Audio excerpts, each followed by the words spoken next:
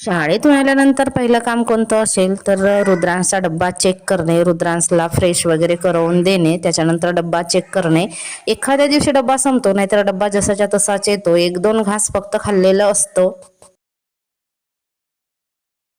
संध्याकाळचा चहा ठेवला. चहा होईपर्यंत दिवाबत्ती झाली, देवपूजा झाली आणि रुद्रांशच्या पप्पांनी येता येता चणे आणि वाटाणे आणले होते. आमच्या घरी कंपल्सरी पाहिजेच असते चणे फुटाणे. चणे खायची रुद्रांशला भरपूर सवय आहे आणि मला वाटाणे आवडतात म्हणजे फुटलेले, तर मी ते खाते. म्हणून मग अर्धा किलो आठवड्याचे आमच्याकडे येतातच, संपल्यावर लगेचच आणले जातात. संध्याकाळच्या जेवणामध्ये पत्तागोबी बटाट्याची भाजी, वरण भात आणि चपाती आहे. स्वयंपाक करता करता मी रुद्रांशचा अभ्यास सुद्धा घेते. शाळेतून आल्या आल्या सारखं खेळायला लागते, कारण इतर मुलं पण खेळत असतात बाहेर. मग तो कसं काय आतमध्ये येणार, त्याला पण खेळायलाच लागतो.